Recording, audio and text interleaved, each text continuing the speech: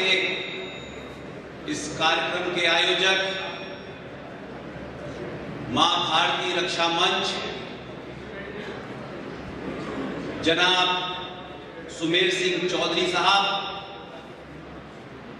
श्री लक्ष्मी नारायण जी, श्री मुरली जी अग्रवाल साहब और मेरे दोस्त जो मुझे जयपुर हवाई अड्डे से लेकर के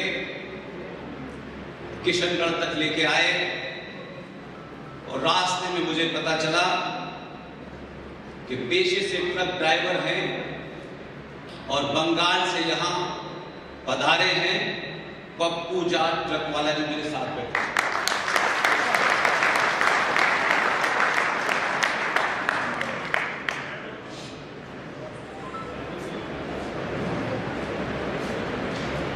आप सब एक बात से बखूबी वाकिफ हैं, 100 करोड़ लोग हों या 100 लोग हों, मैं किसी के बुरा मानने की चिंता नहीं करता।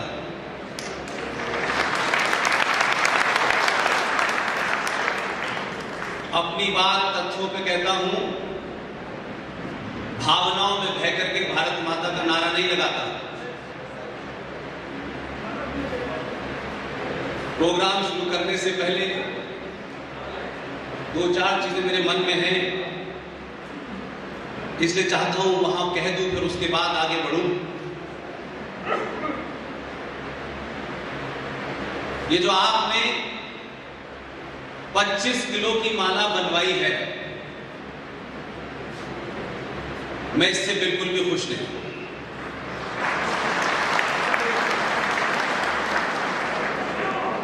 ये ध्यान में रखिए, ये किसी नेता का, किसी मंत्री का पद का प्रोग्राम नहीं है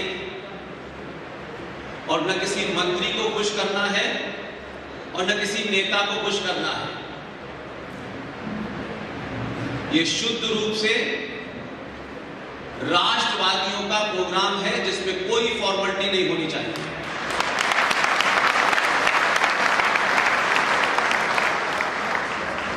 सिर्फ राष्ट्रवाद का नारा लगाना, राष्ट्रवाद की बात करना ही राष्ट्रवाद नहीं होता, उसको जमीन पे उतारना होता है। इसलिए आपकी ये 25 किलो की माला किसी नेता के लिए रखिए, जिसको शौक होगा वो पहनेगा। सनातन परंपरा में जब राष्ट्र के सामने चुनौतियों पे आप जब कोई कार्यक्रम करते हैं तो ये मानिए कि एक एक पैसा 1 करोड़ के बराबर होता है।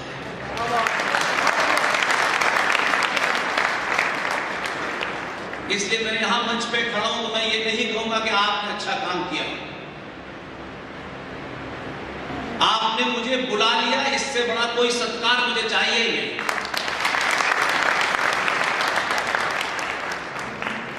और दूसरी बात, आपने मुझे किशनगढ़ बुला लिया,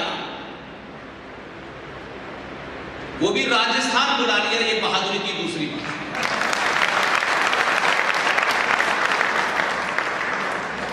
हो सकता है कि सत्ता व्यवस्था के कुछ लोग जिनकी इच्छा मन में यहां बैठने की हो मंच पे,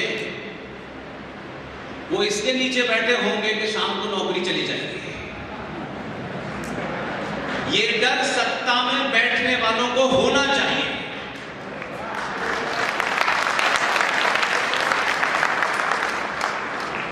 इसलिए बंगाल से आए पप्पू जाट मेरे लिए सबसे ताकतवर और सबसे बड़े राष्ट्रवादी हैं।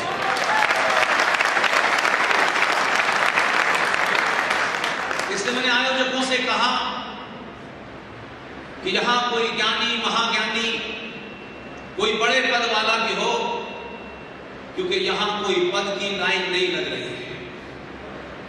सनातन परंपरा में ज्ञान की पूजा होती थी, वो ज्ञान रिक्शे वाले के पास हो तब भी पूजा होती थी, लेकिन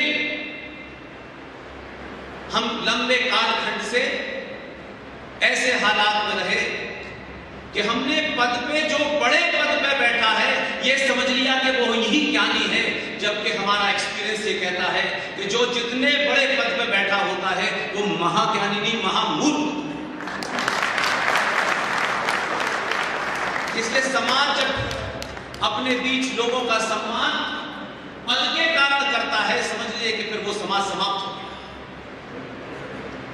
इसलिए मेरी विनती है, जगह जगह मैं ये बात कहता हूं, किशनगढ़ के लोगों ने मेरी बहुत सारी बातें सुनी, शायद ये बात नहीं पहुंची।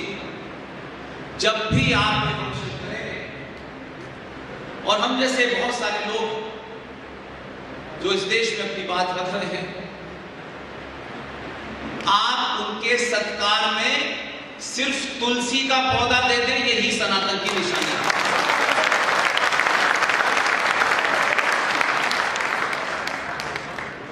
बहुत सारे लोग यहां आने से पहले मुझे पता चला, जयपुर से, अजमेर से, भीलवाड़ा से, उदयपुर, गुजरात, जालौन, बयावर, मुंबई, दिल्ली, भीमताड़गढ़, इन तमाम जगह से आए हैं। मैं उनका भी तहे दिल से स्वागत करता हूं। मुझे तलवार बांटी आपने,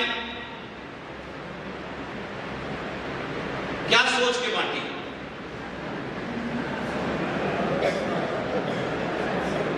मेरे घर में कई तलवारें हो गई।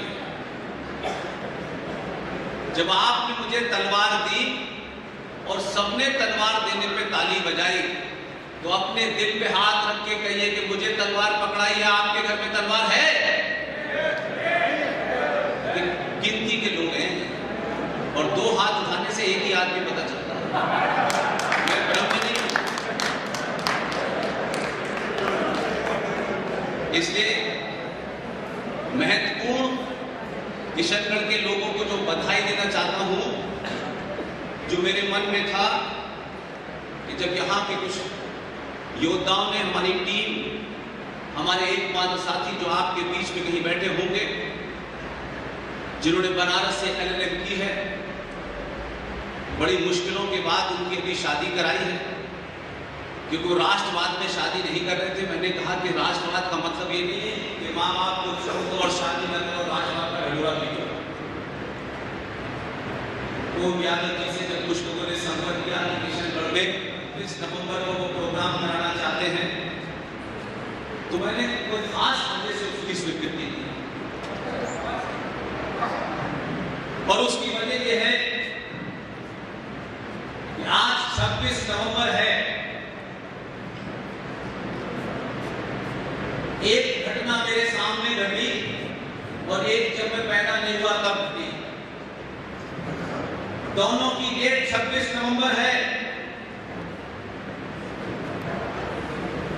26 नवंबर 2008 को भारत की फाइनेंशियल कैपिटल में एक बड़ा हमला हुआ। वो आप सबने देखा, लेकिन 26 नवंबर एक और कारण से याद किया जाता है। पहले शायद सार्वजनिक जीवन में उसके बारे में चर्चा कम होती थी, अब सत्ता का परिवर्तन हुआ है तो उसकी चर्चा ज्यादा होती है। 26 नवंबर 1950 को हमने ये जो संविधान बना था उसको अडॉप्ट किया। दोनों के बारे में बिना दाग लपेट के बोलूंगा। इसलिए 26 नवंबर, जिसे आप 26/11 से जानते हैं, शायद जब बहुत शोर हो रहा हो और उस शोर में तरह तरह की आवाजें निकाली जा रही हो, तो असली चोर, असली कल्प्रिट छुप जाता है। 26/11 एक ऐसे समय में हुआ, क्योंकि आपके आयोजकों को मैंने कल भी कहा कि जब आप मेरा परिचय दें तो परिचय तो कम से कम सही दें, लेकिन आयोजकों में जिन लोगों को बोला वो और जगह बिजी हैं। न तो मैं 1960 में पैदा हुआ हूं, और ना ही मैं किसी चैनल का मैनेजर रहा हूं, लेकिन गूगल से पढ़ने की आदत सनातनी हिंदुओं की है। अपने बारे में पढ़ेंगे तो पता चलेगा कि पत्नी कोई और है। कल भी मैंने समझाया कि परिचय का महत्व ये नहीं होता है कि मैं कितना महान हूं। परिचय का सिर्फ इतना ही मतलब होता है कि कुछ घटनाओं से उस परिचय का रूबरू होना। 12 साल तक पाकिस्तान के एक चैनल का मैं इंडिया हेड था और उसी दौर में जब 2008 हुआ तो मैं दिल्ली में था, क्योंकि 26/11 को लोग समझते हैं कि पाकिस्तान ने भारत के खिलाफ कोई आतंकी हमला कराया है। हमारे यहां बड़े बड़े विद्वान हैं, हर क्षेत्र में है, लेकिन लोगों को शौक है कि जो सब कह रहे हैं वही मैं भी कहूं। कहीं ऐसा ना हो कि मेरी बात को मैं अलग तरीके से कहूंगा तो मैं अलग अलग पड़ जाऊंगा। मैं इस बीमारी से कतई ग्रस्त नहीं। तथ्यों पे तर्कों पे जो सही होगा, चाहे पूरी दुनिया खिलाफ हो जाए, मेरा तर्क नहीं बदलेगा।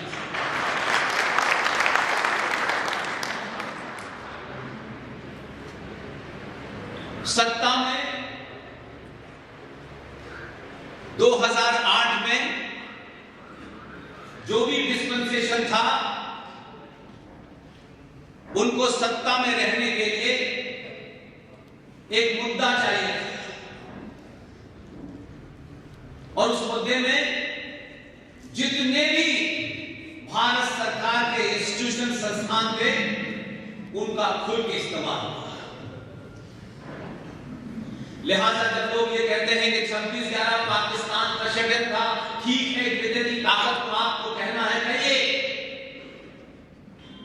लेकिन अगर अपने घर के लोग, अपने देश के लोग किन्हीं कारणों से उस पूरी साजिश में शामिल हैं, तो अगर उन्हें बेनकाब नहीं करेंगे तो ये घटना फिर दोबारा होगी। इसलिए जो लोग इसको पार्टी पॉलिटिक्स से समझते हैं, मेरी कोई पार्टी नहीं है, कोई संगठन नहीं है और ना ही जीवन में कोई इस किस्म की ख्वाहिश है कि किसी पार्टी को ज्वाइन करना है, न मेरे मूल में है। और मैं बार बार कहता हूं कि अगर संगठन, पार्टी, देश और राष्ट्र में से कभी भी चुनने के लिए आपके सामने ये चुनौती हो, तो मैं आपसे कहता हूं कि अगर हजारों साल तक जिंदा रहना है तो सबको छोड़ दीजिएगा और राष्ट्र को चुन लीजिए। इसलिए इस सफर में न कोई बाधा है,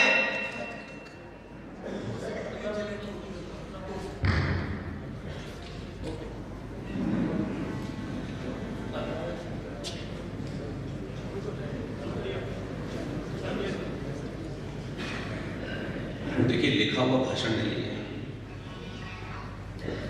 इसे आप जनरेटर चलाएं न चलाएं, रोकने से मेरा फ्लो टूटता है। 26/11 इसकी पूरी साजिश, पूरे दावे के साथ कहता हूं, भारत के एक मंत्रालय ने, उसके मंत्री ने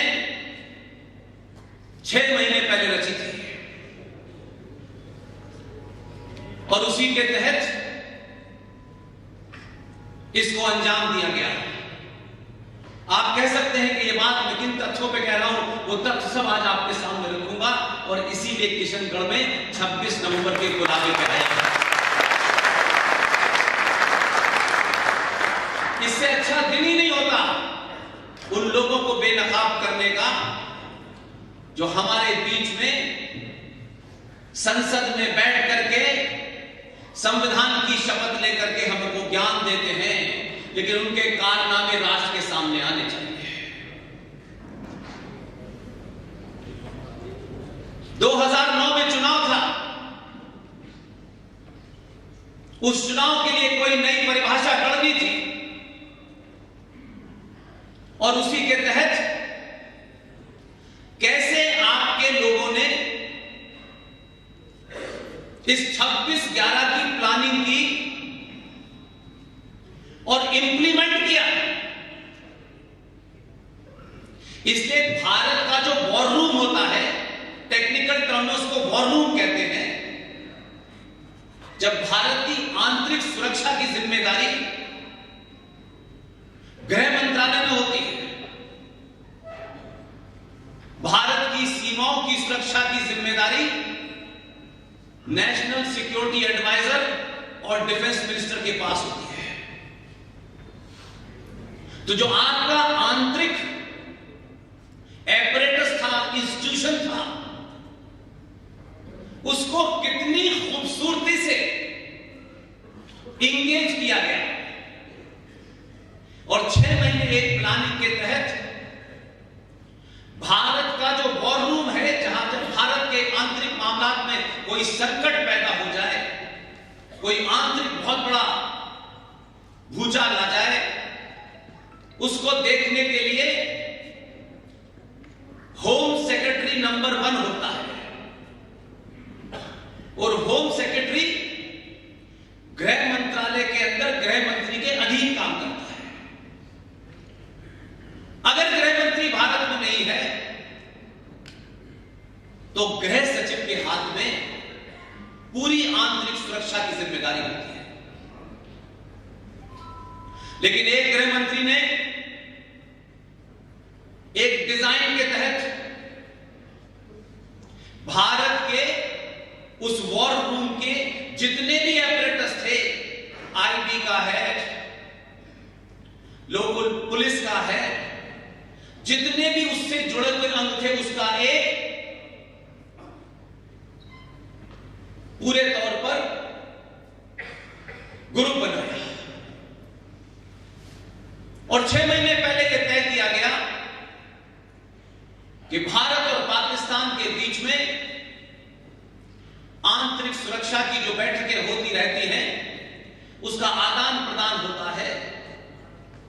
भारत के गृह सचिव और उनके साथ जितने भी नीचे एपरेटस के बॉसेस थे, सबका एक ग्रुप बनाया गया और तय किया गया कि 24 नवंबर को वो पाकिस्तान में बैठ करके पाकिस्तान के काउंटर पार्ट से बातचीत करके आंतरिक सुरक्षा के बारे में कुछ चीजों का आदान प्रदान करेंगे।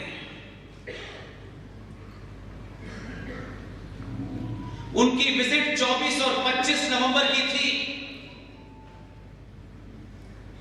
उनको 25 तारीख की रात में आना था। उसी मीटिंग में एक बहुत इंपॉर्टेंट आदमी, जिसका नाम सार्वजनिक मंचों से नहीं लेता हूं, ये उनके जीवन से जुड़ी हुई बात है, लेकिन उनके बारे में कुछ बातें सार्वजनिक है, बिना नाम लिए भी आप समझ जाएंगे। वो भी उसमें थे। 24 को मीटिंग हुई इस्लामाबाद में, 25 को मीटिंग हुई इस्लामाबाद में और फिर डेलीगेशन को भारत वापस आना था। लेकिन चीजें इस तरह से तय की गई थी, न उधर वालों को अंदाजा था न इधर वालों को अंदाजा था। और फिर कहा गया कि इस्लामाबाद से 35 किलोमीटर की दूरी पर एक पहाड़ी है, खूबसूरत पहाड़ी है।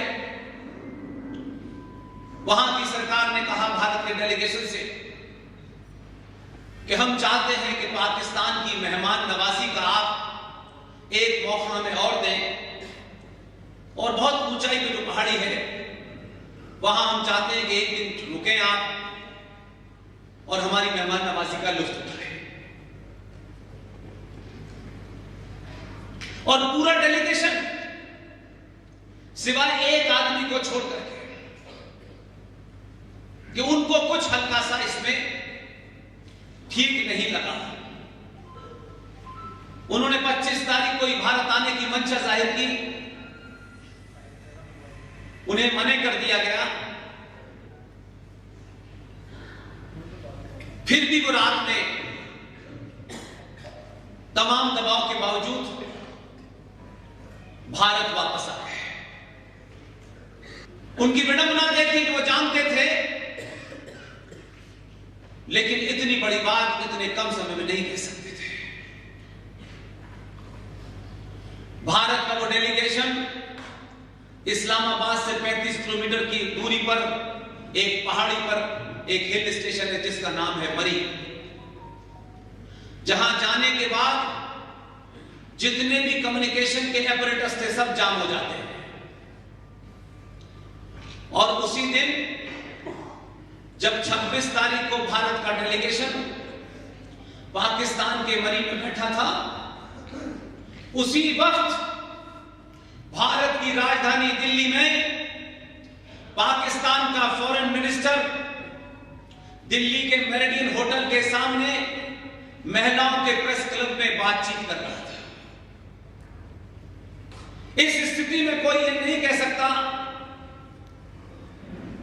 कि ये फूल प्रूफ प्लानिंग किसने रची है।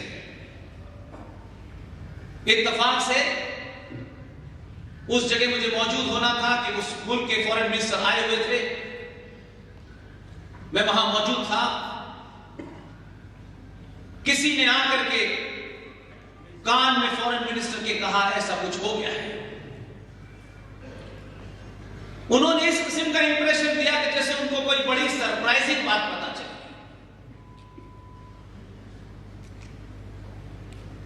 सरकार ने रात में 3 बजे विशेष प्लेन देकर के उनको पाकिस्तान भेज दिया।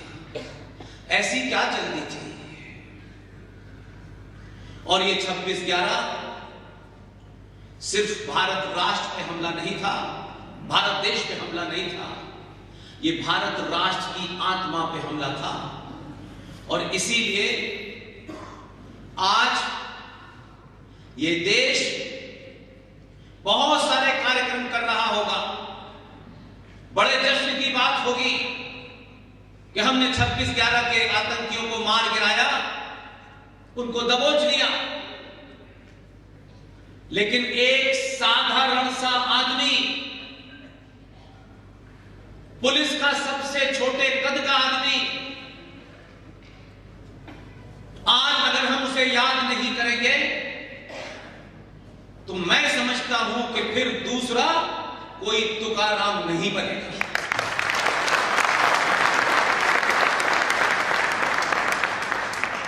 इस सब के बावजूद के प्लानिंग बड़ी स्ट्रॉन्ग की थी। इस सब के बावजूद जब मुंबई में ऑपरेशन हो रहा था, वो कौन नेता था जो टेलीफोन से करकरे से बात कर रहा था? किस हैसियत में बात कर रहा था? वो तो गृह मंत्री भी नहीं था, क्योंकि उस भेड़ चाल में किसी ने ये नहीं पूछा कि करकरे गाड़ी में आगे बैठे थे, उनके कंधे पे गोली कहां से लगी। दुनिया में जितनी भी ऐसी कॉन्स्पिरेसीज हुई हैं, उसमें कॉन्स्पिरेटर बहुत दूर होता है, जिसको इंप्लीमेंट करना होता है उसी को मिटा दिया जाता है। महज इत्तेफाक है कि यह सोचा नहीं था किसी ने कि तुकाराम मोहम्मद कसाब को पकड़ लेगा जिसके हाथ में कलावा बंधा हुआ था। कसाब ने अपनी मशीन गन से सारी गोलियां तुकाराम के पेट में उतार दी, लेकिन तुकाराम ने उसको जिंदा पकड़ लिया। और फिर बात की कहानी आप सबको पता है। उसके फौरन बाद बहुत छोटा सा अदना सा आदमी जो किसी कैंटीन का मैनेजर हुआ करता था, जो किसी उर्दू अखबार का एडिटर बना दिया गया था, इस घटना के मात्र 2 महीने के अंदर ही वो नेता जो बात टच में था करकरे के, क्योंकि करकरे से जो जघन्य अपराध कराने थे वो हो चुके थे, करकरे का जिंदा रहना ठीक नहीं था। उस उर्दू के अखबार के जो वो एडिटर था, क्योंकि उससे पहले वो किसी कैंटीन का मैनेजर हुआ करता था, उस महाज्ञानी ने एक किताब लिख दी 2 महीने के अंदर और लिखा कि 26/11 आरएसएस की साजिश। जिस एजेंडे से यह पूरा ड्रामा तय किया गया था उसकी कई कड़ियां हैं।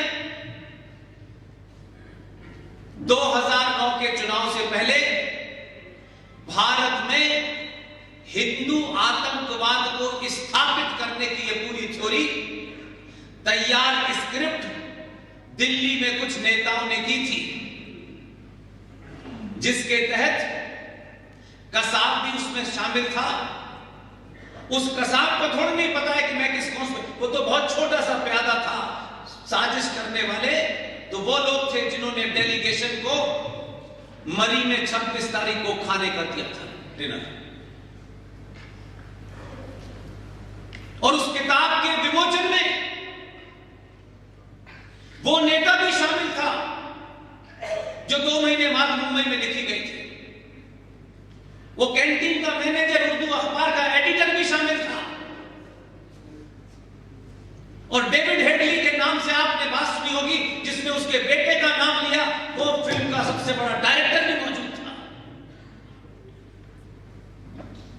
आपको साधारण घटना लगती है, यह साधारण घटना नहीं है।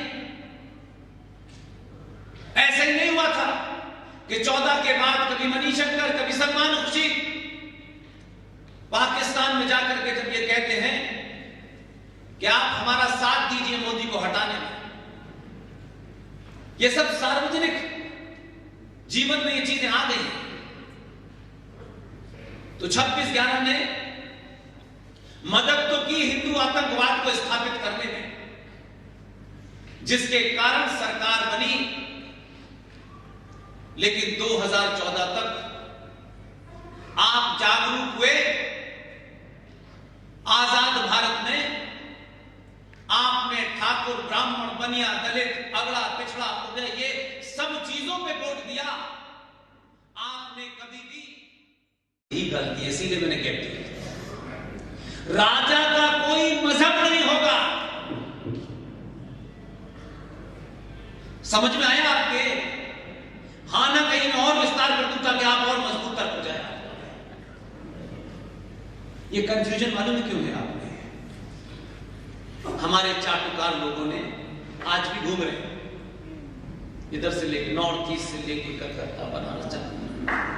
अगर सबसे बड़ा जघन अपराध एक आम भारतीय सनातनी के साथ हुआ है तो उस बेचारे को यह पता ही नहीं है कि धर्म का अर्थ क्या होता है। और जब उसे यह पता नहीं है तो शत्रु जो नैरेटिव बना रहे थे फिल्मों के माध्यम से, कहानी के माध्यम से, कथाओं के माध्यम से, शत्रु ने आपके लोगों को, दलालों को खरीदा और वो नैरेटिव आपके अंदर डलवाया। तो दुनिया का सबसे बड़ा झूठ है सारे धर्म बराबर है। हमारे साहित्य में, हमारे संस्कारों में धर्म पूजा पाठ नहीं है। अंग्रेजी के शब्द रिलीजन का उर्दू में मतलब होता है मजहब, हिंदी में होता है पंथ। धर्म नहीं होता। इसलिए पिता का धर्म होता है, मां का धर्म होता है, बेटे का धर्म होता है, बेटी का धर्म होता है, बहू का धर्म होता है। हर एक की ड्यूटी बनती है, हर एक का दायित्व क्या है, मां का दायित्व क्या है, पिता का दायित्व क्या है, उसकी ड्यूटी क्या है, उसे हम धर्म कहते हैं। धर्म पूजा पाठ नहीं है और धर्म मजहब का समकक्ष नहीं है।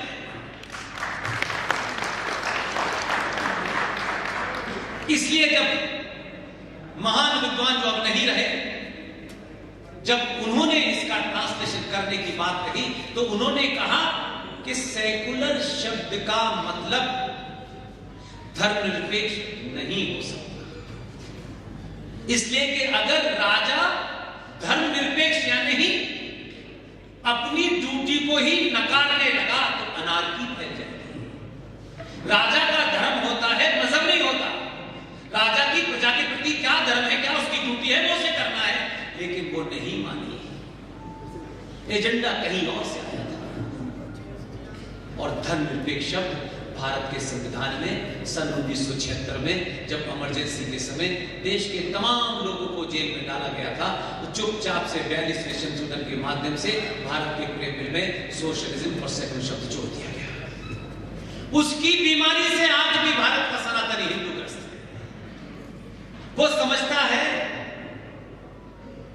तिलक लगा के ऑफिस जाना धर्मनिरपेक्षता के खिलाफ है, और वो ऑफिस में बैठ करके, जहाज में उड़ते हुए, रेलवे स्टेशन पर कहीं भी जो है 5 बार उठक बैठक करने लगता है, वो निरपेक्ष है।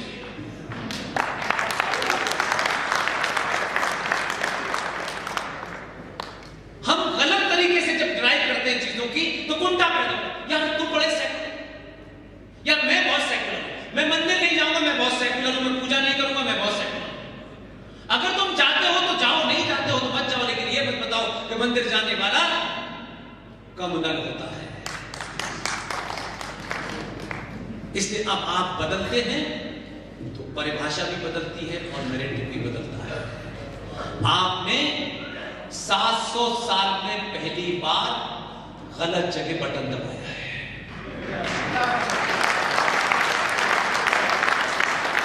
और आपके शहर के धनाढ़ लोगों का एक छोटा सा कार्यक्रम था आज। यहां इतना बड़ा बिजनेस होता है अरबों खरबों का, उन लोगों ने मुझे बुलाया था, उनके बीच में बैठा था, बहुत सारी बातें मैंने उनसे भी कही। मैंने कहा मैं सार्वजनिक मंचों से भी कहूंगा कि जब आप के अंदर लालच पैदा हो जाए तो समझ लीजिए कि आप कायर हो गए। लालच पहली ऐसी चीज है, किसी भी चीज का हो जाए, वही आपको कायर बना देता है। क्योंकि लालच आप पे इतना हावी हो जाता है कि आप अपने शत्रु और दोस्त में भेद नहीं कर पाते, और शत्रु कुछ दे दे तो शत्रु ही माई बाप हो जाता है। और क्योंकि यहां अजमेर से भी एक मेरी बहन आई है, उनके यहां कार्यक्रम का समय नहीं मिल पा रहा था, क्योंकि जब वो मांग रही थी उस समय मैंने सुना था कि किशनगढ़ में फ्लाइट आती है। जब उन्होंने मांगा तब यहां फ्लाइट बंद हो गई। मेरी मजबूरी है, सुरक्षा कारणों से मैं उनको मैंने ना कहा, वो भी यहां आई है। जिस समाज के पास इतने पुराण, इतने ग्रंथ, हर चीज का साइंटिफिक जवाब हो, वो समाज हरी चादरों पे अगर सर मार रहा है तो समझ लीजिए कि दीवाना।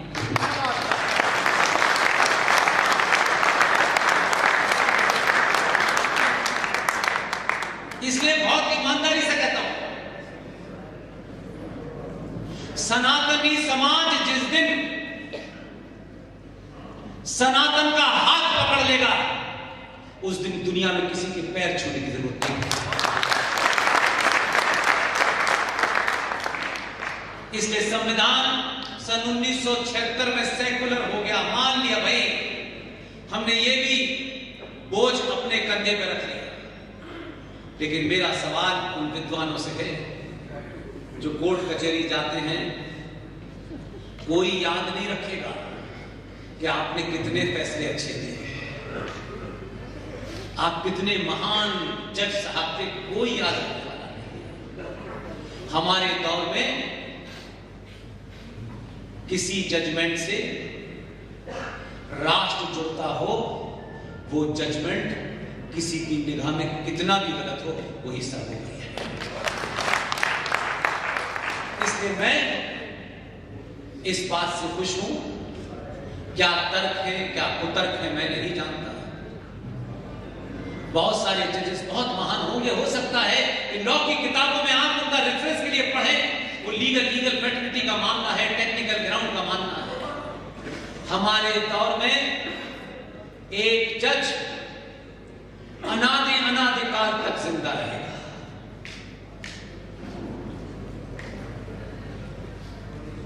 जज होकर के ऐसा नहीं कि उन्होंने कोई गलत फैसला किया, लेकिन वो ये जानते लेकिन उसके बावजूद भी उनको समझ में आ गया कि कुछ चीजें तर्कों से हटके हैं, ये आस्था का मामला है। इसलिए गांगुली साहब हजारों साल तक याद किए जाएंगे कि इसलिए तय कर लें कि कोर्ट की किताबों में आपका रेफरेंस दिया जाएगा और आप बड़े खुश होंगे, reference number so and so, case number so and so. कोई याद नहीं रखेगा कोर्ट रूम से बाहर।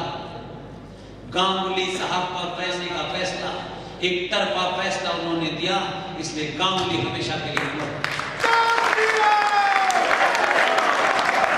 बात को मुझसे पूछते हैं।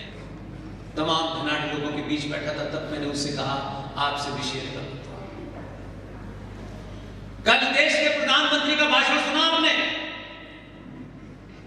नहीं सुना? मैंने इसका मतलब ये नहीं कि सुनिए, अपने मतलब की बात सुनता हूं मैं बस, बाकी पार्टी वाले सुने। कल भारत के प्रधानमंत्री ने, संवैधानिक पद पे है वो आदमी, अब किसी पार्टी का नहीं है, और इसके पीछे ये जो देश भर में हजारों सभाएं और इन जैसे लोग अलग अलग शहरों में हमको बुला रहे हैं और हम जाकर के अपनी बात रखते हैं, और खुली चुनौती नहीं, ये सब अपने हैं, पूछते हैं हमारे मुंह से कोई बात स्लिप ऑफ टंग से निकल गई हो, ह्यूमन एरर हो गई हो तो बात अलग है, लेकिन कोई रेफरेंस, कोई नंबर, कोई डेट अगर गलत है तो पूरा अधिकार है आप उससे सवाल पूछें। इसलिए कल का भाषण तो बहुत से हैं कि ऐसे जो मुझे लगता है, जो मैं मानता हूं कि जब आप सामूहिक तौर पे जब बोलते हैं तो ऐसा नहीं है कि आवाज सिर्फ किशनगढ़ में रुक जाती है। आप जब पूरी ताकत से बोलते हैं तो इस दौर की सत्ता के कानों तक आवाज जाती है और सत्ता उसी पे फैसले लेती है। इसलिए बार बार मैंने कहा, कल भी मैंने कहा, मैं फिर कह रहा हूं, ये मेरा बड़ा प्रिय वाक्य है। आप जब जब ब्राह्मण, ठाकुर, बनिया, दलित होकर सोचेंगे, एक दिन के लिए जीवित रहेंगे। जिस दिन भी सनातनी अपनी सामूहिक शक्ति का प्रदर्शन करेगी, सत्ता आपकी चौखट पे ना होगा। और मैं बता दूं, ये सिर्फ डायलॉग नहीं है, रगड़ रही है। उनको पता चल गया है 2014 में और फिर 19 में सड़क बनाने के लिए वोट नहीं दिया। अब क्या करना है? अब तो हमें करना है। आपने कहा सड़कें बनती रहेंगी, बिगड़ती रहेंगी, दुनिया के हर देश में सड़कें बनती हैं, टूट जाती हैं, कोई फर्क नहीं। बिजली नहीं भी आती तब भी सनातन था, और जब आ गई तब भी है, और जब तो नहीं थी तब तो ज्यादा मजबूत था। कोई फर्क नहीं पड़ता है, ये जीवन के रास्ते हैं भाई। मैं दिल्ली से हवाई जहाज से आऊं, ट्रेन से आऊं, या कार से आऊं, या पैदल आऊं, दिल्ली से लाने वाला जो भी जहाज है, जो भी ट्रेन है, वो मेरे जीवन में किशनगढ़ पहुंचने का माध्यम है, लक्ष्य नहीं है। मैं लक्ष्य आने के बाद कैसे पहुंचा ये महत्व नहीं है, लक्ष्य प्राप्त करने के बाद क्या कर रहा हूं। इसलिए आपने साफ साफ मैसेज दिया कि तुमको हम विकासवीर सिंह चौहान को ढूंढ करके विकास स्थापित करने के लिए नहीं लाए। विकास हजारों साल पहले भी था, आज भी है, कम ज्यादा चलता रहेगा।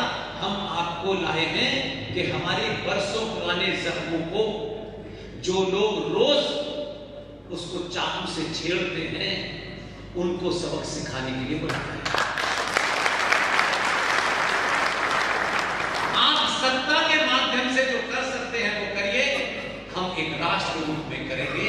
इसलिए किसी को गलतफहमी हो, मैं ये आज भी खुल के कहता हूं, किसी को गलतफहमी हो सकती है कि 2014 में गुजरात के विकास को वोट दिया था। 2014 में आपने गुजरात के विकास वीर सिंह को वोट इसलिए दिया था कि 2002 में जिस भाषा में जवाब देना चाहिए था उसी में दिया।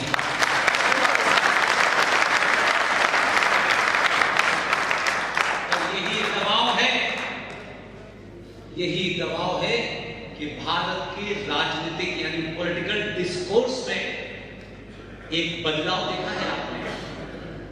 एक बदलाव यह है कि मध्य प्रदेश एक बराबर में आके है, उसके मुख्यमंत्री वैसे ऐसे हैं, हवा में हिल जाते हैं। लेकिन इस वक्त ये जो कंडीशन पैदा करने की हमारी चाहत थी, ये शुरू हो गई। हम इससे खुश हैं और इसको इतनी ताकत देना चाहते हैं कि इससे कोई पीछे हटे तो वो समाप्त हो जाए, वो अपना भी तो भी समाप्त हो जाए। हम चाहते हैं कि भारत में राजनीति इस बात पर तय हो कि बहुसंख्यक समाज की आस्थाओं को जो चोट पहुंचाएगा वो समाप्त हो जाएगा। इसलिए उत्तर प्रदेश वाले ने अगर ये कहा कि जिस भाषा में समझोगे उसी में जवाब दे दूंगा, तो फिर आसाम वाले ने रात में कांडी कर दी। कॉम्पिटिशन भारत की सत्ता में इसलिए होना चाहिए कि हमने सनातनियों को राम मंदिर दिया है। दूसरी बात, जिन दलालों ने, हिंदुओं के ठेकेदारों ने 1991 में राम मंदिर को अलग करके 42,000 मंदिरों के ऊपर जो सौदा किया था, उस सौदे को जो कैंसिल करेगा उसी को हमारा वोट मिलेगा। 42,000 मंदिर जो मेरी आस्था के केंद्र थे, मेरे बाप दादा परदादाओं के थे, किसने भी मंदिर के अंदर आपने मस्जिद बना दी, किसी मंदिर में आपने मजार बना दी और आप कहते हैं कि अब उसको बदला नहीं जाएगा। ये किससे पूछ के भारत की संसद ने किया? ये कानून वापस होगा। हमारी टीम के सदस्य 35 साल का एक युवा विष्णु शंकर देव सुप्रीम कोर्ट में लड़ रहा है, पूरी ताकत के साथ लड़ रहा है।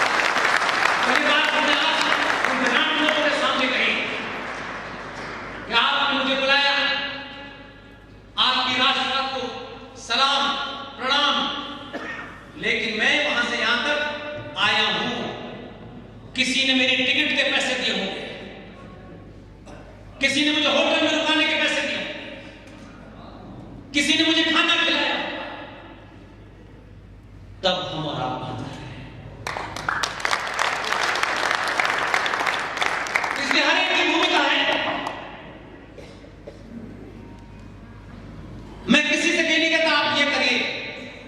जो खरबपति है, जिसके पास पैसा जिससे रखा नहीं जाता, वो पैसे से, जिसके पास ज्ञान है वो ज्ञान से अपनी अपनी भूमिका तय करे। मेरी मां, बहनें, बेटियां अपनी भूमिका तय करें क्या करना है। कोई आपको बताएगा नहीं। वैसे तो गांधी से मेरे कई मतभेद हैं, लेकिन फिर भी मैं कहता हूं, गांधी से पहले भी हमारे समाज में अगर गांव के अंदर कोई एक उस गांव की मर्यादाओं और उस गांव के सरोकारों के खिलाफ कोई काम करता था, तो जानते हैं क्या होता था? उसका हुक्का पानी बन जाता था। करते थे हम। और उसके बाद भी अगर वो कुछ करता था तो उसका बहिष्कार करके गांव से बाहर निकाल दिया जाता था। ये परंपरा ऐसे नहीं डाली गई। अब से तय करिए और आज से तय करिए। आपने इतनी मेहनत की, मुझे बुलाया, मेरी बात सुन रहे हैं।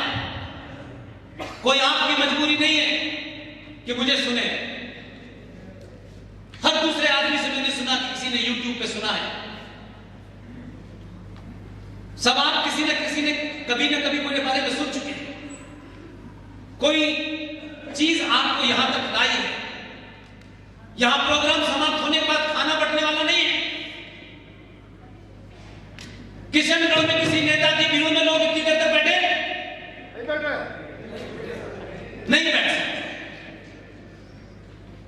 क्योंकि वो अपने एजेंडे के लिए आया और मेरा एजेंडा एक ही है कि हमारे दौर में अगर हमने किसी का हुक्का पानी बंद कर दिया और उसके बाद भी उत्पात मचाया तो उसका बहिष्कार कर दिया। जो सनातन की बेटियों को मारे, जो सनातन के मंदिरों को तोड़े, जो सब्जी बेचने में थूके, जो खाना बेचने में थूके, आपकी भावनाओं को चोट पहुंचाए, जो जहां है उसका बहिष्कार कीजिए।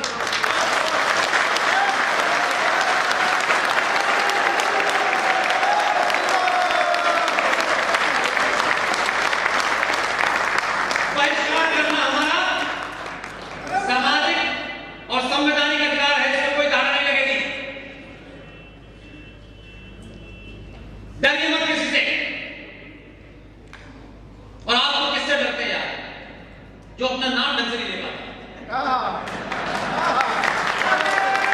मत डरिए, वो बड़े हैं। मैंने शुरू में कहा जो उम्र में बड़ा होता है सनातन के यहां वो उसकी इज्जत करनी चाहिए। इसलिए मैंने गांधी जी के नाम के आगे 2 बार जी लगा। लेकिन इसका मतलब ये नहीं है, मेरा जीवन का, उस समाज का, उन संस्कारों का ही ये अंग है कि हमारे यहां शास्त्रार्थ जब होता था, किसी विषय पे विवाद होने के बाद, तो शास्त्रार्थ में ये नहीं देखा जाता था कि ये बहुत ज्ञानी है, तो एक अदना सा आदमी उनके ज्ञान को चुनौती नहीं दे सकता। ये शास्त्रार्थ में होता था, आप अपना तर्क रखेंगे, मैं अपना तर्क रखूंगा, जिसका तर्क बड़ा होगा वही ज्ञानी माना जाएगा।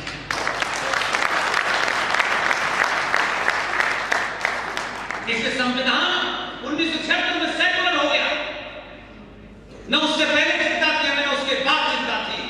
लेकिन आप सबसे विनती करता हूं, अब नहीं, अगर आपने चिंता की, आपको पता नहीं है आप कितने बड़े बालों पर बैठे। आज कितने का बिजनेस हुआ, आज हमने ये प्राप्त कर लिया, आज हमारे घर में बड़े से बड़ा टीवी आ गया, आज बड़ा मकान ले दिया, इतना सोना। ये बीमारी कश्मीर के पंडितों को हो गई थी, रूसियों ने की। ऐसी ऐसी माएं जिन्होंने बच्चे को केजी में खिलाया था, फर्स्ट में, सेकंड में, थर्ड में पढ़ाया था, अपने घर में खाना खिलाया था। उस घटना के लिए हम इतने बदकिस्मत लोग हैं। उस घटना के लिए एक फिल्म बना करके देश में बताना पड़ा कि कश्मीर में ये हुआ है। इससे कोई शर्म की बात नहीं। एक बच्चे को केजी में, पहली में, दूसरी में, आदमी कुत्ता भी पालता है, तब भी उससे इतना लगाव हो जाता है कि कुत्ते को चोट लग जाती है तो भी हम उसकी मरम्मती करते हैं। वो हमारी एक बहन है, बड़ौदा में, सिंगापुर से बेहतरीन कैरियर छोड़ के चली आई, अच्छे परिवार की, नेहा पटेल उसका नाम है। कभी देखिएगा उसको, रात के 2 बजे, 4 बजे, 5 बजे दिन भर गायों को बचाती है, यहां पकड़ा, वहां पकड़ा, वहां पकड़ा, दिन भर ये काम करती है। लेकिन हम इस बात को थोड़ा सी देर के लिए सोचें कि उस कश्मीर में एक बच्चे को एक महिला ने पढ़ाया, केजी में, पहली, दूसरी, 5वीं, 6वीं, 7वीं तक उसको पढ़ाया। क्या रिश्ता रहा होगा, वो उसका पड़ोसी था, वो ग्रेजुएशन में आ गया, वो रिटायर हो गई अपने जमाने से बेचारी। वो उस घर में घुसा 1990 में, उसके मन मस्तिष्क के अंदर ये सवाल ही नहीं आ सकता था। उसने कहा हाँ बताओ क्या बात है। वो बोला नहीं, धक्का दिया, पहले रेप किया और उसके 40 टुकड़े किए। वो सोच सकता है आपकी तो रूह खो जाएगी, इसलिए आपको लगता है कि इसके कारण हो रहा है, उसके कारण हो रहा है। कश्मीर में एक बेटी थी गिरजा टिक्कू, पढ़ाती थी। इस्लामिक पागलपने ने मस्जिदों का सहारा लेकर के नारे लगाए कि ऐ कश्मीरी पंडितों, हमें कश्मीर चाहिए बिना कश्मीरी पंडित मर्द के बगैर और कश्मीरी पंडित औरत के साथ। ये नारा था। ये उस मस्जिद का जिसे कहते हैं कि वो पाक जगह है, पाक जगह से नारे लगे थे। आज तक किसी मंदिर का इस्तेमाल कभी ऐसा हुआ नहीं हुआ। उसी गिरजा टिक्कू जो पढ़ाती थी, वो गिरजा टिक्कू उस शोर में, उस हंगामे में उसके घर के लोग कुछ मार दिए गए। तन पे न ऊपर कपड़ा था न नीचे। उस सड़क से एक ही सड़क जाती है जहां से जान बचाई जा सकती है, वहां भी रास्ते में घातक लगा के लोगों को मारा। वो कैसे छुपते छुपाते जम्मू पहुंचे और उसके अंदर का डीएनए देखिए। वो जाके वहां रहने लगी। उसके कॉलेज के कुछ लोगों ने कहा कि तुम वापस आ जाओ, कुछ पागल लोगों ने ऐसा कर दिया है, हम सब पुराने लोग हैं। उसके उस मन से सोचिए, उस स्थिति में अपने आप को रख के सोचिए कि उसका कितना विश्वास होगा इस बात के ऊपर। शायद कहीं ऐसा होता है कुछ लोग बाहर से आ गए हों और उन्होंने ऐसा कर दिया। 6 महीने के बाद वो आ गए। उन्हीं साथियों ने जिसने उन्हें बुलाया था, वो 16 साथियों ने अपने घर में उसको बुलाया, उसके साथ चाय वाय पी और 16 के 16 ने सामूहिक बलात्कार किया और उसको ले जा करके एक आरे की मशीन से उसके 16 टुकड़े कर दिए। आप कौन सा विश्वास जीतने देते हैं? किस पागलपने का दौरा हिंदुस्तान के सनातनियों को पड़ गया है कि मेरा वाला अब्दुल अच्छा है।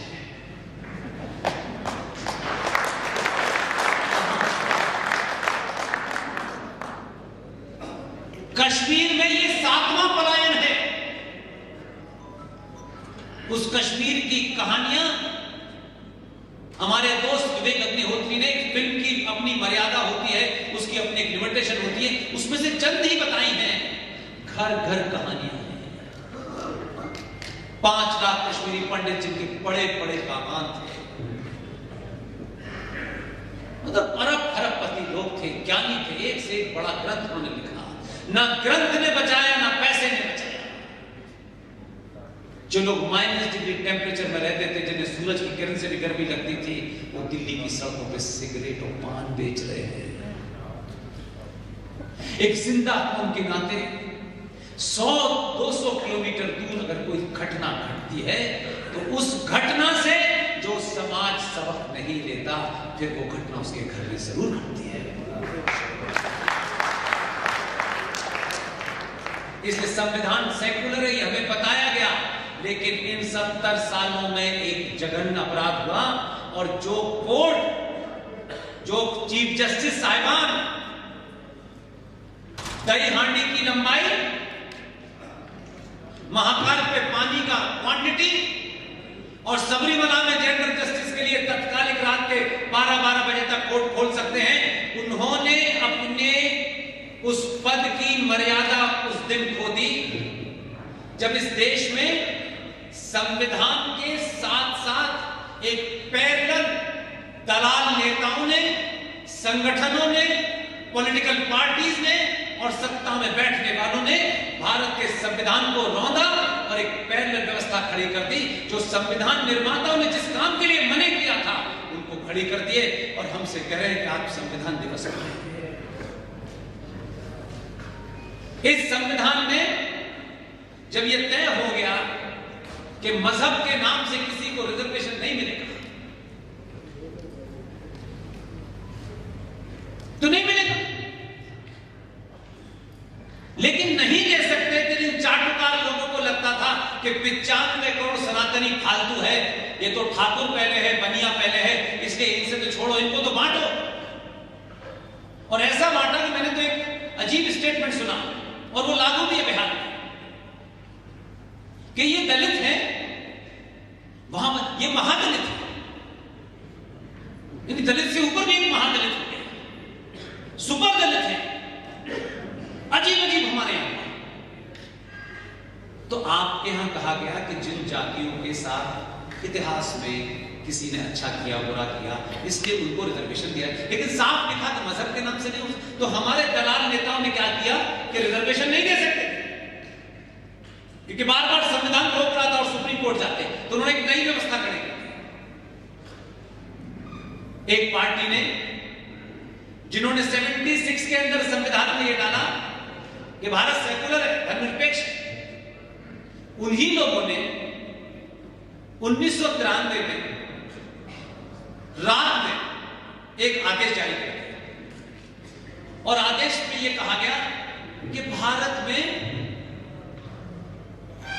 4-5 ऐसे मजहब के लोग हैं जो माइनॉरिटी में हैं, उसमें 16 करोड़ मुसलमान हैं। अब उनकी गिनती बढ़ गई होगी, मैं तो 93 का बता रहा हूं। 35,000 पारसी हैं, 3% क्रिश्चियन हैं, 1.5% सरदार हैं, ये सब माइनॉरिटी में हैं। और इस देश में माइनॉरिटी कमीशन स्थापित करके करोड़ों का बजट बना दिया कि जो काम आप मजहब से नहीं दे पा रहे थे संविधान से, इसके माध्यम से बटा बन गया। हमने जब पूछा कि भाई भारत में माइनॉरिटी की परिभाषा क्या है, कैसे तय की आपने कि ये माइनॉरिटी है, तो यकीन मानिए कागज आया कि ना तो कोई ऐसा बेसिस है और ना ही कोई ऐसी परिभाषा है, इसलिए हम इसके बारे में नहीं कह सकते। हमने यूएन का हवाला दिया कि कुछ लोग यूएन की बात ज्यादा सुनते, हमने वहां का भी हवाला दिया। उनके सेक्शन 24 में लिखा हुआ है कि टोटल पॉपुलेशन में अगर 1.5 कोई लोग हैं जिनकी भाषा, जिनका रंग, जिनका मजहब अलग है, वही माइनॉरिटी होता है, बाकी नहीं होता। तो 93 में माइनॉरिटी कमीशन बना करके करोड़ों रुपए की रेवड़ियां बांटी गई, फिर दिल नहीं भरा, तो फिर क्या किया उन्होंने पता है उसके बाद क्या किया। और यह आपको इसलिए पता होना चाहिए कि अगर हमारा आदमी भी कोई इसमें शामिल है तो फिर, क्योंकि हमने उसको वोट राष्ट्र बचाने के लिए दिया है, हमारा कोई इंटरेस्ट नहीं है, ये देश की सीमाएं सुरक्षित है, हम नहीं थे तब भी हैं, आगे भी रहेंगी, लेकिन राष्ट्र बहुत खतरे में है। और ये खतरा ऐसे नहीं, मैं ऐसे ही कह रहा हूं इसलिए कि आप निकिता अंकिता इसी राष्ट्र की बेटियां थी, आप बोले नहीं। अंकित सक्सेना एक मुसलमान लड़की से प्यार करता था, मुसलमान लड़की उससे इतनी बेपनाह मोहब्बत करती थी कि वो उससे शादी करने के लिए दिल्ली के अंदर अपने घर से निकली, कहे कि मैं अंकित से शादी करने जा रही हूं। घर से निकल के वो लड़की मेरा ख्याल है 2 किलोमीटर नहीं पहुंची, उसके चचा ताऊ ने लड़के की हत्या कर दी, लड़की की नहीं की। आपको दोनों ही सूरतों में मरना है। अंकिता इसलिए, निकिता उसने कहा मैं बुर्खा नहीं पहनूंगी, इतना सा विवाद था, उसने उस लड़की की गर्दन अपने घर में काटी। यानी तुम मुसलमान न बनो, तुम्हारे जाओगे मुसलमान बनोगे तब भी मारे जाओगे। तो आपकी बेटी या तो फ्रिज में मिलेगी या सूटकेस में मिलेगी, तय आपको करना है, उनको नहीं करना। इसलिए माओ को अपनी बेटियों से दोस्त की तरह व्यवहार करें, उनको दोस्त समझे, उनके अंदर भी जिज्ञासा है। और ये जो बेवकूफी हम करते हैं कि घर में साहब बैठे हुए हैं, मैं ये मंजर, ये दृश्य इसलिए खींच रहा हूं कि मैंने सुना है लोगों को करते हैं। हमारा बेटा कहां है, तो पिताजी बड़े शान से जो काम अपने जीवन में नहीं कर पाए वो बेटा कर रहा है, तो इसलिए खुश है। तो पिताजी कहेंगे पति गया होगा, उसकी तो इतनी गर्लफ्रेंड है कि वो सुबह से शाम तक बाहर ही रहता। ये शब्द पिताजी जब बोलते हैं तो उनके कॉलर खड़े हो जाते हैं, क्या माचो लड़का है। लेकिन वो ये भूल जाते हैं कि उसी घर में एक 18 साल की बेटी रहती है, उसके मन मस्तिष्क पे इसका क्या असर पड़ेगा, वो किसके साथ जाएगी। और कथावाचक के साथ माता जी जाती है कथा सुनने, कथावाचक माता जी को क्या बताता है, भगवान राम के वनवास की कहानी सुनाता है और भावुक बनाता है और कहता है भगवान राम जब उन्हें वनवास हुआ तो मां सीता उनके साथ निकली। भगवान राम के पैरों में छाले और सीता के आंखों में आंसू। ऐसे लग रहा था ये कथावाचक वहीं बैठा हुआ था। और पूरी एक इमोशनल सीन क्रिएट करने के बाद सब कुछ बताता है राम के बारे में। वो मक्कार खोल के कह रहा हूं किसी निजी से मेरा हमला नहीं है। वही कथाकार कथा बांचते बांचते भगवान राम से शुरू करता है और उसी में मौला मौला करता है और अली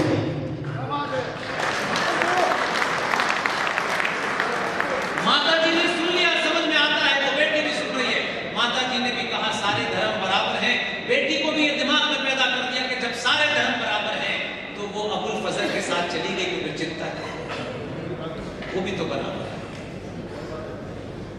आप गलत सुनते हैं, गलत समझते हैं और फिर गलत का प्रोपेगेंडा करते हैं। इसलिए आज सनातनियों को सिर्फ एक ही बात जड़ करें, मेरे कहने से नहीं, 10 बार मेरी बातों को सुने नकार दें, फिर मन करे सुने नकार दें। और बहुत सारे हमारे साथी कह रहे हैं हम में से कोई जीवन में कभी आपसे वोट मांगने नहीं आएगा, न किसी पार्टी के लिए वोट मांगने आएगा।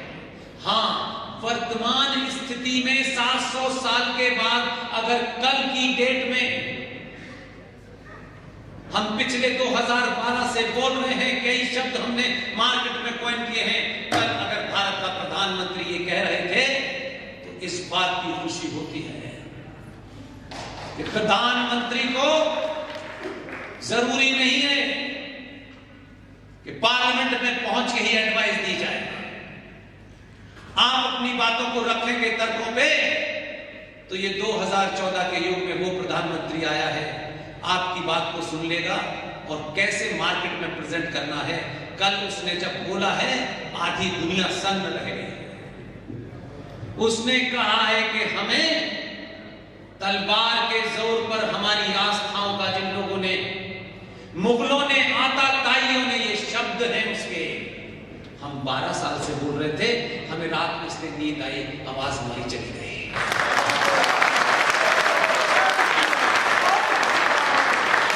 हम उसमें खुद ही अकेले खुश होते हैं और मस्त हो जाते हैं, सोचते हैं बस अगर देश का प्रधानमंत्री संविधान के सर्वोच्च पद पे बैठ करके अगर वो ये कह रहा है तो सबको पता है।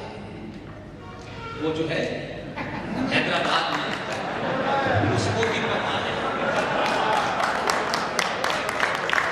अभी तो मैं आपके प्रोग्राम में बिजी हूं तो मैं बाकी चीजों से नहीं जुड़ा हूं। जो कल उसने स्पीच दी है लोगों को समझ में आ गया, सबको मालूम है। वो जेंटलमैन जो आए थे मैकॉले की औलादें, वो तलवार लेके नहीं आए थे, उससे पहले वाले आए थे। उनका इसने तो हमारे को नहीं फोकस कर लिया। तो जब उसने ये बोला तलवार, तो हम तो पिछले कई साल से कह रहे थे कि तलवार के जोर पे जिन्होंने शलवार पहनी हुई है वो हमको डरा रहे हैं और उनको बार बार चुनौती देता हूं मैं कि भाई हमारे पूर्वज जब नहीं डरे तो तुम नंबर दो कि उनकी औलादें हो, तुम डराओगे हमको और हम डरेंगे तुमसे। तुम निकिता को मार सकते हो, बेटी किसी की भी हो उसे प्यार के जाल में फंसा करके शादी करके हत्या करने का तो जानवरों में भी रिवाज नहीं है। तुम बहादुर समझते हो कि एक भोली भाली बेटी का तुमने दिल जीता और उसके 35 टुकड़े करके तुमने फ्रिज में रख दिए। तुम पे और तुम्हारी सोच पे लानत। तुम मर्द नहीं हो, तुम मर्द के भेष में ज़लख़े हो। इसलिए किसी को गलत फहमी ना हो कि कोई हमको डरा देगा 2-4 लोग मार के। इसलिए लिखिता अंकिता होती रहेंगी और आपकी शुद्ध साफ, बिना किसी को खुश करे, बिना किसी को नाराज करे, आपकी वाणी तेज होगी तो भारत के प्रधानमंत्री को ये कहने पे बाध्य कर देगी कि भारत का प्रधानमंत्री, जो मैंने आज दिन में किस्सा सुना रहा था कि पहली बार जब संसद में जीता तो उसने एक कहानी सुनाई, फिर दूसरी बार एक कहानी मन की बात रेडियो में सुनाई, आपको बता रहा था भारत की एक एक बेटी को, सनातनी बेटी को, मां को, पिता को, पुत्र को बता रहा था, लेकिन आपको सुनना नहीं है क्योंकि आपकी टिकट की इस पे है जीएसटी कितना बढ़ा, इनकम टैक्स में छूट नहीं मिल रही, बिजली की चोरी नहीं करने दे रहा, हमारा जीवन इसमें अटक के रह गया भाई मेरे। ये बिजली, ये जीएसटी, ये इनकम टैक्स, मैं फिर वही कहूंगा, ये जीवन में आने वाले रास्ते हैं, लक्ष्य नहीं है, लक्ष्य कुछ और है। इसलिए जब उसने कल तीसरी कहानी सुनाई तो एकदम साफ कहा, क्योंकि उसको पता चल गया है कि पुष्पेंद्र और आरएसएन और जीटी और सुशील की सभाएं में इतने लोग आखिर आते क्यों हैं।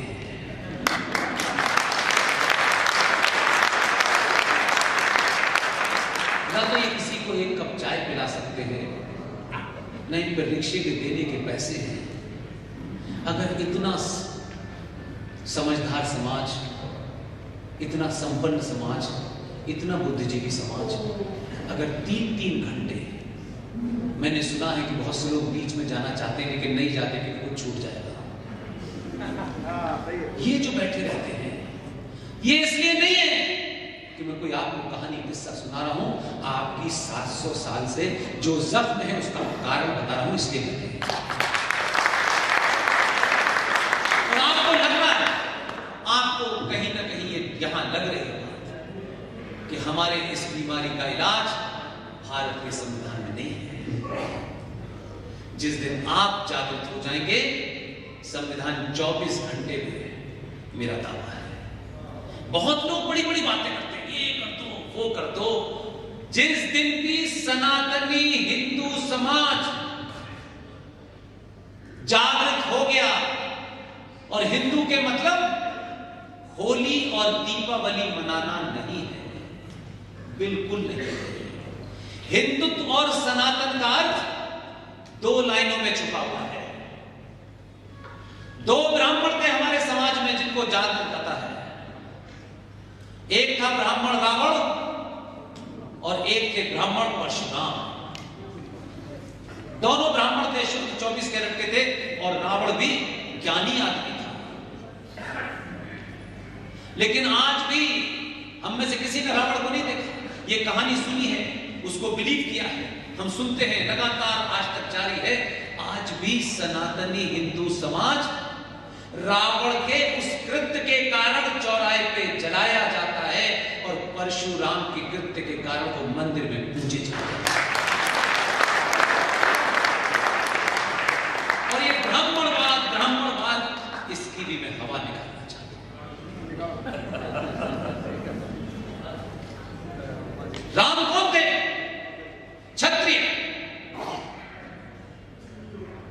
राम ने जब रावण को मारा तो रावण के अंदर उस प्रवृत्ति को मारा जिसके कारण उसने वो गलत कृत्य किया था। क्योंकि अनादिकाल से भारत के बारे में हमारे महापुरुषों ने कहा है कि भारत अनादिकाल से कभी जाति प्रधान नहीं रहा, भारत भूमि हमेशा से कर्म प्रधान रही है। इसलिए परशुराम ने क्या कहा? जन्म जायते शूद्र, मनुष्य जन्म से शूद्र पैदा होता है, अपने कर्म से ब्राह्मण ठाकुर बनिया।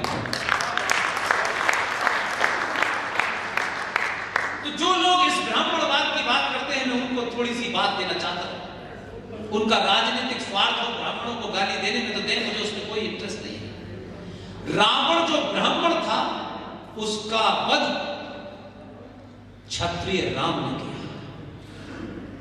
लेकिन इतने साल हो गए कोई रावण का वंशज यहां मौजूद नहीं है, कोई आप पे धारा करने वाली नहीं है, कोई आपको मारने वाला नहीं है, लेकिन आज भी रावण का वध करने वाले क्षत्रिय राम को कभी भी किसी कोने से रिमोट एरियाज में किसी ने ये नहीं किया होगा कि रावण ब्राह्मण की एक क्षत्रिय ने हत्या की है, इसलिए राम ने एक ब्राह्मण का वध किया है, कभी उस पर ब्राह्मण वध का आरोप नहीं किया। इतना अनकॉन्शियसली हम जानते हैं, लेकिन प्रैक्टिस करने से कतराते हैं। लेकिन एक तीसरा इसका एक पक्ष है कि जिस रावण ज्ञानी का, क्योंकि हमारे यहां रावण शब्द निगेटिव शब्द नहीं है, हम चलते बढ़ते कहते हैं ये रावण हो गया, रावण जैसा ज्ञानी भी नहीं था। इसलिए भगवान राम ने उसको मारने के बाद अपने भाई से कहा चरणों में जाके बैठो, ज्ञान लेना मुझसे। उस कृत्य के कारण रावण ने गलत काम किया, उतना ही था बस, लेकिन रावण भी प्रखात ज्ञानी था। आज फिल्मों में रावण ऐसे दिखाए जाए, वो बस सूरत दिखाया गया है। मैंने सुना है कि तैमूर के पापा हैं। अनादिकाल से हमारे यहाँ खलनायक विलेन का भी चरित्र होता था, रावण का भी चरित्र है। उसका एक कृत्य है, उसके कारण सजा मिली, इस पर डिबेट नहीं हो सकती, लेकिन रावण से ज्यादा ज्ञानी नहीं हो सकता। इसलिए उसका भी एक कैरेक्टर होता है, तुम्हारी तरह नहीं होता है कि 45 साल में 6 साल, ऐसा नहीं होता है। हमारे यहां विलेन का भी कैरेक्टर है, उसका भी चरित्र होता है, उसमें भी ज्ञान होता है। इतना बदसूरत नहीं था हमारा रावण। इसलिए आप तीसरा उसका पैराडॉक्स देखिए, उस क्षत्रिय की मंदिर में पूजा कर रहा है जिसने ब्राह्मण रावण को मारा है। और फिर तीसरा कहानी जिसमें आप ब्राह्मणवाद का आरोप लगाते हैं, वही मंदिर में बैठा हुआ ब्राह्मण किसी शर्मा जी मिश्रा जी के लिखी हुई रामायण नहीं पढ़ा था, वाल्मीकि की लिखी रामायण पढ़ा था। ये है भारत, ये है सनातन। अपने स्वार्थों के कारण सनातन को बदनाम मत कीजिए। इसलिए आपसे विनती है कि आप एक ही चीज मन में रखें, अगर कोई पीछे छूट गया है उसका हाथ पकड़ लें। और सनातनी सिर्फ सनातन होना जरूरी है, उसके आगे क्या लिखा है मैं नहीं जानता। और मैं तो ऐसी जगह पैदा हुआ कि मेरा सरनेम क्या है ये मुझे ही नहीं पता था। मेरा नाम पुष्पिंदर खान था, मुझे बोध ही नहीं इस बात का। और जब हो भी गया तो मैंने कहा करूं क्या, उससे क्या फर्क पड़ जाएगा, मेरे नाम क्या लिखा है। अगर आपके बीच में कोई इतना सा भी छोटा सा भी बच्चा और इतना सा भी बड़े से बड़ा आदमी इतना सा भी अच्छा काम कर दे, जितनी तारीफ के शब्द इस संसार में बने हैं सब दे डालिए। इतनी शाबाशी दीजिए उसे, इतना सार्वजनिक तौर पे बार बार तारीफ कीजिए। मैं अपने साथियों का नाम इसलिए नहीं लेता कि वो मेरा नाम लेते नहीं लेते। मैं बार बार लेता हूं कि अगर सुशील पंडित, RS सिंह, प्रोफेसर कपिल कुमार, पवन सिन्हा, ललित अंबरदार, अंकुर शर्मा, रूबल पडालिया साहब, विशाल गुप्ता जी, ये तमाम लोग जहां भी होंगे इनके ऊपर इस बात का असर होगा। हम नहीं भी होते हैं तब भी पुष्पिन जी हमारी तारीफ करते हैं। वो तारीफ उनको सोने नहीं देती। आपकी तारीफ उस बच्चे की, उस महिला की, उस बड़े आदमी की तारीफ उसे दिखने नहीं देगी। उसे लगेगा मेरी इतनी तारीफ की है इसलिए मेरे पैर नहीं लगेंगे। इसलिए मैं सार्वजनिक मन से कहता हूं, जब आप भरपूर तालियां बजाते हैं, जब सड़कों में लोग मुझे रोक लेते हैं, जब हवाई जहाज में लोग फोटो खिंचाते हैं, तो मेरे अंदर एक ही भाव होता है और कोई भाव नहीं। मैं कोई सेलिब्रिटी नहीं हूं जिन्हें क्या लोग कहते हैं गलत, इसलिए मुझे कभी ये गलत फहमी। हाँ, एक आपकी तालियों का भाव, आपके खड़े होने का भाव, आपकी बड़ी संख्या में आने का भाव, एक भाव मेरे ऊपर एक दबाव डालता है तो मैं इस रास्ते से न भटकूं। ये तालियां मुझे इस रास्ते से नहीं भटकने देंगे। यही मेरी सबसे बड़ी शक्ति है। इसलिए आप सब लोग जिसको दिल चाहे वोट दीजिए, कभी नहीं कुछ कहूंगा। 5 साल में एक दिन में 1 घंटा, 1